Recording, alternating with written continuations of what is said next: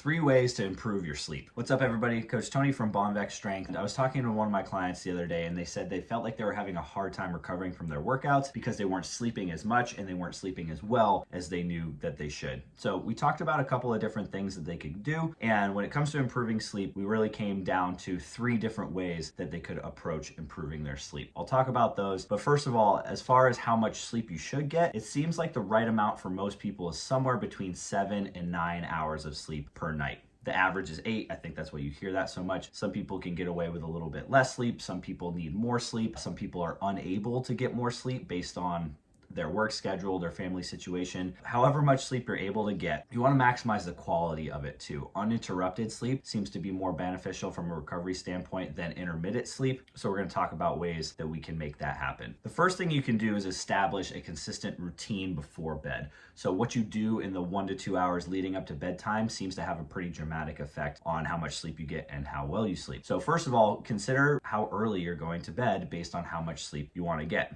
A lot of people I talk to just simply stay up too late. They don't start their bedtime routine until way too late in the night, so they're just not going to get enough sleep. You know, if you have to wake up at 5 in the morning, you really do need to be in bed by 9 o'clock if you want to have a prayer of having close to 8 hours of sleep. So if you're staying up till 10, 11, midnight, and you got to wake up 5, 6 hours later, you're already kind of missing the boat on that. So make a concerted effort to start your bedtime routine earlier in order to get the amount of sleep that you want to get. Next, you want to try to limit the amount of screen time that you have close to bedtime. I'm terrible with this. I'm a pretty bad example. I'm typically on my phone or on my laptop until right before bed, scrolling through social media, creating content for the next day. But if you can, get away from the screens, doing something like reading a book or a magazine or something that doesn't emit blue light, which seems to have a negative effect on sleep quality. Or if you insist on being on your screen closer to bedtime, having something like a pair of blue light glasses can hopefully reduce some of those negative effects. Drinking fluids close to bedtime. We know that if you drink a lot right before bedtime, you're likely to wake up in the middle of the night and have to go pee. That's obviously a sleep interruption. By the time you go use the bathroom, get back to bed, fall asleep again, and get back into a deep sleep cycle, that can be some precious sleep time that you're missing out on. Consider reducing the amount of fluid that you're taking in closer to bedtime. And of course, alcohol seems to have a pretty negative effect on sleep quality. I drink a beer every single night, and I'm trying to push it further and further away from bedtimes. I'm not cracking a beer and then going to bed 30 minutes later. We know that that's not necessarily good for sleep quality. If you enjoy an alcoholic beverage in the evening, try to get it as far away from bedtime as possible. So after you've established a consistent bedtime routine, you want to make sure that your environment is set up for sleep quality. The room that you're sleeping in, the mattress and the pillows and the bedding that you're using, all of those can be kind of manipulated to make sure you get the best quality sleep. First things first, you want to make sure your room is dark. The darker it is, the easier it is to fall asleep and the easier it is to stay asleep. So investing in some sort of blackout curtains in order to make sure outside light is not getting in. Try to reduce the number of phones or tablets or TVs or whatever might be emitting some sort of light. If you're scared of the dark and you need a night light, I'm sorry, I guess you just got to grow up if you want to get some better sleep. Investing in a good mattress, good pillows, and good bedding, I think is worthwhile, because if you're sleeping 8 hours a night and you're spending a third of your life in bed, you want to make sure that it's comfortable. I understand that good mattresses and good pillows and good bedding can be expensive, but you got to consider it an investment, especially if you really prioritize your health and your strength training. We know that sleep is such an important part of recovery, so I think it's worthwhile and worth the effort in order to maximize those things. Lastly, you want to keep your room nice and cool. It seems that having a room with a cool temperature seems to be better for sleep quality. In the warmer months, running an AC unit or sleeping with the windows open. During the winter months, the temperature will probably take care of itself, but consider how much bedding you're using or what you're wearing to bed in order to keep the temperature what it needs to be. And finally, there seems to be some supplements that you can take in order to help you fall asleep and stay asleep. This is part research-based, this is part anecdote. Don't take my word for it. I'm not going to mention any sort of dosages or how to take these supplements, but understand that you can look into these supplements as a way to improve your sleep. First of all, melatonin is a very popular one. This seems to be a very helpful one for initially falling asleep. And also magnesium seems to have